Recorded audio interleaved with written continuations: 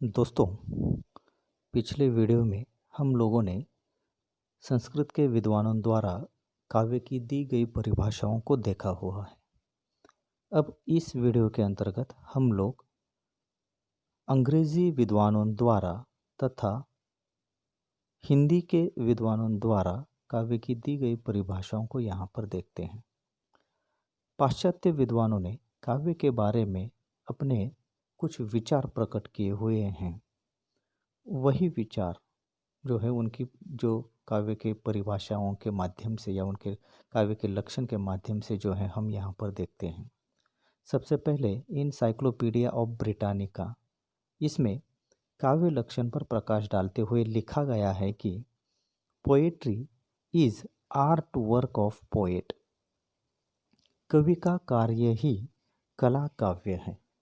इसके अंतर्गत कवि के कार्य को अर्थात कवि कर्म को ही काव्य जो है यहाँ कहा गया है। यह जो लक्षण है यह अस्पष्ट है, क्योंकि कवि के माध्यम से कविता की यह परिभाषा उचित और स्पष्ट नहीं लगती हैं।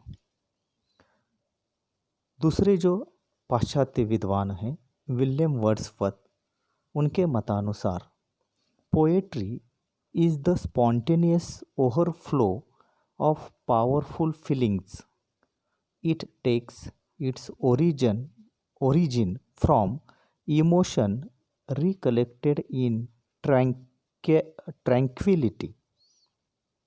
यहाँ पर इस परिभाषा में विलियम वर्ड्सवर्थ यह बताते हैं कि कविता प्रबल अनुभूतियों का सहज उद्रेक है, जिसका स्रोत शांति के समय में स्मरण मनोवेगों से फूटता है।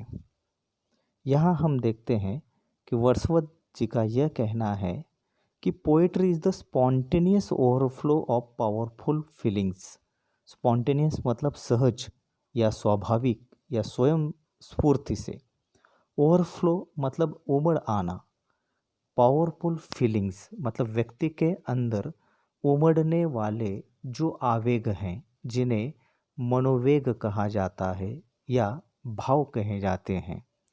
तो जब कवि या व्यक्ति जब उसका स्थिर चित्त रहता है, शांति का समय होता है, ऐसे समय में उसकी जो अनुभूतियाँ हैं वह अनुभूतियाँ जब मन में उठने वाले आवेग के रूप में वह प्रबल बनती हैं, तब वह सहज ही रूप में वह अभिव्यक्त होती या सहज रूप में ही उसका उद्रेक होता है। यानी वह जब शब्द के रूप में शब्द का रूप धारण करती हैं, तब वह काव्य जो है वह बनता है। इस परिभाषा में विलियम वर्ड्सवर्थ जी ने भावानुभूति और अभिव्यक्ति कविता के लिए कैसी जरूरी हैं, इसे स्पष्ट किया है।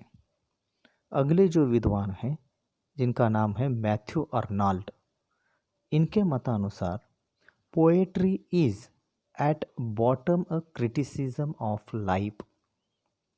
यहाँ पर अर्नाल्ड जी ने कविता अपने मूल रूप में जीवन की आलोचना है इस प्रकार कहा हुआ है। जीवन की आलोचना से अर्नाल्ड का तात्पर्य यह था कि जीवन के लिए विचारों का उदात्त और गहरा अनुप्रयोग है। इस परिभाषा में उत्तम काव्य की विशेषता स्पष्ट की हुई दिखाई देती है, परंतु यह कोई लक्षण नहीं माना जा सकता। जीवन की समीक्षा साहित्य के और रूपों में भी हो सकती है, केवल कविता में नहीं। यहाँ हम देखते हैं कि अर्नाल्ड जी ने जीवन की आलोचना मतलब व्यक्ति के जीवन की आलोचना को ही कविता के रूप में जो है उन्हें स्वीकार किया है। लेकिन इस परिभाषा पर या इस लक्षण पर यह आक्षेप भी लिया जा सकता है कि केवल कविता के माध्यम से ही जीवन की समीक्षा नहीं की जा सकती, बल्कि साहित्य के अन्य रूपों के माध्यम से ही भी जीवन की समीक्षा की जा सकती है। इसके बाद हम देखते हैं अगले जो विद्वान हैं जिनका नाम है ड्रायसन। इनके मतानुसार पोएट्री इज आर्टिकुलेट म्यूजिक, अर्थात कविता सुस्पष्ट संगीत है। इस परिभाषा में ड्रायसन ने कविता के संगीत तत्व को अधिक महत्व दिया है।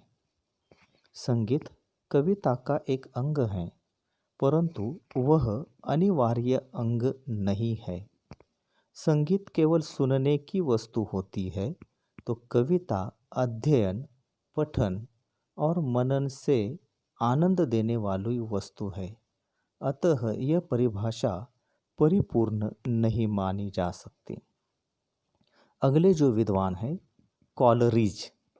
कॉलरिज का मानना है कि poetry is the best word in their best order, अर्थात सर्वोत्तम शब्द सर्वोत्तम क्रम में आने पर काव्य कहलाया जाता है।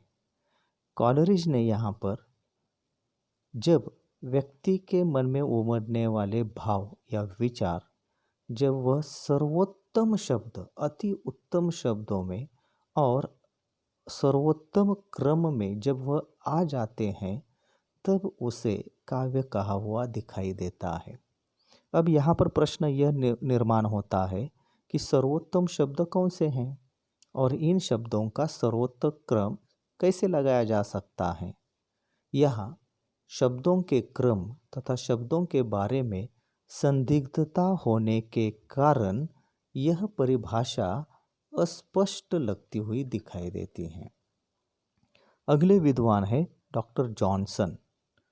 इनके मतानुसार poetry is the art of uniting pleasure with turn by calling imagination to the help of reason, अर्थात कविता वह कला है जो कल्पना की सहायता से युक्ति द्वारा सत्य को आनंद से समन्वित करती है। यहाँ पर डॉक्टर जॉनसन ने कविता को एक कला के रूप में माना है, यानी कवि जब कल्पना की सहायता से वह युक्ति के द्वारा मतलब विचारों के द्वारा वह सत्य को आनंद से समन्वित किया जाता है। इस प्रकार से कविता को कला के रूप में जो है इन्होंने माना है। काव्य का प्रधान स्वरूप स्पष्ट कर यहाँ जॉनसन ने किया है, वह दिखाई देता है। तो इस प्रकार अंग्रेजी या पाश्चात्य विद्वानों द्वारा काव्य की परिभाषाएं दी गई हैं।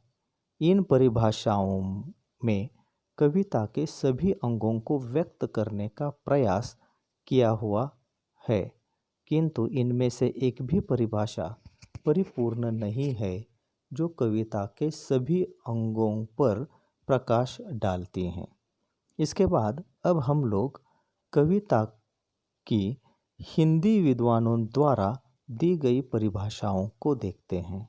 हिंदी के अनेक विद्वानों ने काव्य को परिभाषित करने का प्रयास किया हुआ है, किंतु उनके प्रयास में मौलिकता का अभाव दिखाई देता है।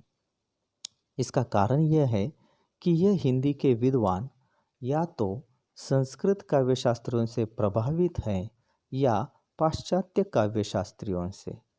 आधुनिक काल में आलोचना पद्धति का सूत्रपात आचार्य महावीर प्रसाद द्विवेदी और आचार्य रामचंद्र शुक्ल जी के द्वारा जिन्हें किया हुआ है, और तभी से काव्य के विविध अंगों का विशेषतः पद्य को सामने रखकर काव्य तथा साहित्य के स्वरूप का विचार होने लगा है। अतः हिंदी विद्वानों द्वारा दी गई साहित्य या काव्य की परिभाषाएं इस प्रकार हैं। आचार्य महावीर प्रसाद द्विवेदी के मतानुसार कविता प्रभावशाली रचना है जो पाठक या श्रोता के मन पर आनंददायी प्रभाव डालती है। मनोभाव शब्दों के रूप धारण करते हैं वही कविता है, चाहे वह गद्यात्मक हो चाहे पद्यात्मक हो। इस परिभाषा में महावीर प्रसाद जी ने कविता को एक प्रभावशाली रचना के रूप में माना है, जो पाठक या श्रोता के मन पर आनंद आनंद का प्रभाव जो है वह डालती हुई दिखाई देती है। मनोभाव जो है, कवि के मन में उठने वाले जो मनोभाव हैं वह शब्दों का रूप धारण करते हैं। अब यहाँ पर हम देखते हैं कि वह कविता है, चाहे वह गद्यात्मक हो या पद्यात्मक। इस प्रकार इस परिभाषा में द्विवेदी जी ने गद्य और पद्य को काव्य जो है कहा हुआ दिखाई देता है, जिसके कारण इसमें अतिव्याप्ति का दोष आ जाता है। उन्होंने संकेतों से काम चलाने के कारण इसमें अस्पष्टता दिखाई देती है। हिंदी के दूसरे विद्वान आचार्य रामचंद्र शुक्ल जी काव्य की परिभाषा देते हुए यह कहते हैं कि जिस प्रकार आत्मा की मुक्तावस्था ज्ञान दशा कहलाती है, उसी प्रकार हृदय की मुक्तावस्था रस दशा कहलाती है। हृदय की इस मुक्ति साधना के लिए मनुष्य की वाणी जो शब्द विधान करती है उसे कविता कहते हैं। आचार्य शुक्ल जी ने इस परिभाषा में रागात्मक तत्वों को महत्व दिया हुआ है। इसमें वे भाव जगत और बाह्य जगत के सामंजस्य पर बल देते हैं। उन्होंने यहाँ पर आत्मा की मुक्तावस्था उसे ज्ञान दशा कहा जाता है। जिस प्रकार आत्मा की मुक्तावस्था ज्ञान दशा कहलाती है, मतलब क्या है कि जिस प्रकार से साधक को जब उसे ज्ञान की प्राप्ति होती है तो उसे अपनी आत्मा की मुक्त अवस्था जो है वह दिखाई देती है, यानी मुक्त के रूप में दिखाए। उसी प्रकार मनुष्य के हृदय की मुक्त अवस्था उसे रस दशा कहलाती है, यानी जब व्यक्ति को वह रस दशा की स्थिति में पहुंच जाता है तो वह उसकी हृदय की मुक्त अवस्था रहती है। हृदय की यह जो मुक्त अवस्था है या मुक्ति की साधना के लिए मनुष्य जिस वाणी में जो शब्द विधान करती है, मतलब कवि जिन शब्दों के द्वारा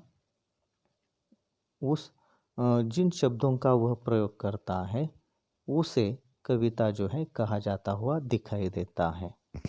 अगली जो परिभाषा है वह प्रेमचंद जी की है। प्रेमचंद जी के मतानुसार काव्य जीवन की आलोचना है। इस परिभाषा पर पाश्चात्य विद्वान मैथ्यू अर्नोल्ड की परिभाषा का प्रभाव दिखाई देता है, क्योंकि मैथ्यू अर्नोल्ड ने भी काव्य को जीवन की आलोचना माना है और प्रेमचंद जी भी काव्य को जीवन की आलोचना मानते हैं। इसके बाद हम देखते हैं कि सुमित्रानंदन पंत जी ने काव्य की परिभाषा देते हुए कहा है, कविता हमारे परिपूर्ण क्षणों की वाणी है। अब इस परिभाषा में हम देखते हैं कि पंत जी ने कविता को परिपूर्ण क्षणों की वाणी ऐसा माना हुआ है। वास्तविक तौर पर यह परिभाषा अस्पष्ट लगती है, क्योंकि परिपूर्ण क्षण किन्हें कहा जाए यह कहना कठिन है। साथ ही प्रत्येक व्यक्ति के जीवन में अनेक महत्वपूर्ण क्षण आते हैं। ऐसे प्रत्येक परिपूर्ण क्षण की प्रत्येक वाणी कविता नहीं हो सकती। पंत जी की इस परिभाषा पर पाश्चात्य कवि शैली का प्रभाव दिखाई देता है। हिंदी की महान कवयित्री महादेवी वर्मा जी ने काव्य की परिभाषा देते हुए कहा है, कविता कवि विशेष की भावनाओं का चित्रण है और वह चित्रण इतना ठीक है कि उसमें वैसे ही भावनाएं किसी दूसरे के हृदय में आविर्भूत होती हैं। इस परिभाषा में महादेवी वर्मा जी ने कवि विशेष की भावनाओं का चित्रण के रूप में कविता को माना है। मतलब कवि के मन में जो भावनाएं आती हैं उन भावनाओं का वह शब्द रूप के माध्यम से उसका चित्रण करता है और वह चित्रण इतना सटीक होता है, इतना ठीक होता है कि वैसे ही भावनाएं किसी दूसरे के हृदय में यानी पाठक या श्रोता के हृदय में वह उसी प्रकार की भावनाएं निर्माण होती हुई दिखाई देती हैं। इस परिभाषा में महादेवजी वर्मा जी ने कविता के केवल अभिव्यक्ति पक्ष पर ही बल दिया है। इसलिए यह लक्षण केवल गीति काव्य पर लागू हो सकते हैं, समग्र काव्य पर नहीं। अगले जो विद्वान हैं हिंदी के डॉक्टर धर्मवीर भारती जी का मानना है कि मैं और मेरी कविता तो चाक पर चढ़ी हुई गीली मिट्टी है जिसमें से अनजान उंगलियां धीरे धीरे मनचाहा रूप निकाल रही है। यहाँ पर आज धर्मवीर भारती जी ने अपनी कविता को गीली मिट्टी के रूप में माना है। यानी जिस प्रकार से कोई कुम्हार अपनी गीली चाक पर गीली मिट्टी रखकर उस गीली मिट्टी को अपनी उंगलियों के द्वारा जिस प्रकार से वह अपने मन चाहे बर्तनों का निर्माण कर सकता है, उसी प्रकार से कवि भी अपनी कविता को जो है अपने मन में उठने वाले जो भाव हैं उन भावों को वह अपने शब्दों के माध्यम से जो है वह काव्य का निर्माण कर सकता है या कविता का निर्माण कर सकता है। तो इस प्रकार से हिंदी तथा अंग्रेजी या संस्कृत के अनेक आचार्य तथा विद्वानों ने अपने अपने पद्धतियों से काव्य की परिभाषाएं प्रस्तुत किए हुई हैं।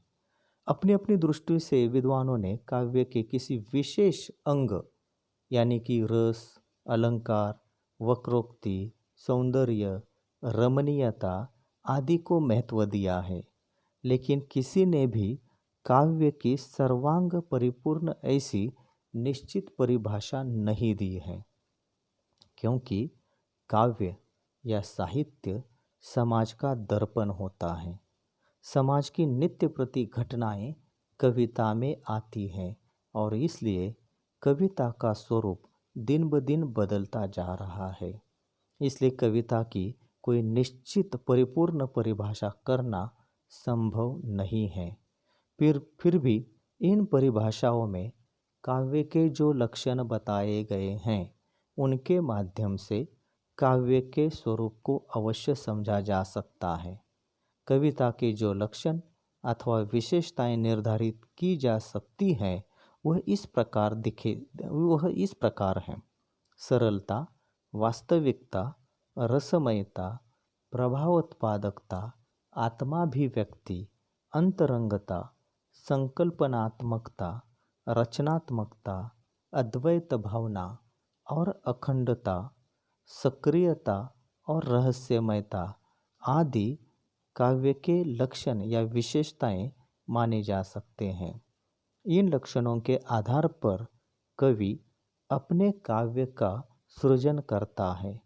उसके मन में उमड़ने वाले सूक्ष्म भावों तथा विचारों की अभिव्यक्ति वह काव्य के माध्यम से करता है और यही भाव सहृदय पाठक या श्रोता के मन में भी उमड़ते हैं। इस प्रकार काव्य कवि की आत्माभिव्यक्ति है। तो दोस्तों, यहाँ पर इस वीडियो में हम लोगों ने अंग्रेजी तथा हिंदी विद्वानों द्वारा यानी पाश्चात्य और हिंदी विद्वानों द्वारा काव्य की जो परिभाषाएं दी हैं वह यहाँ पर हम देखते हैं। धन्यवाद।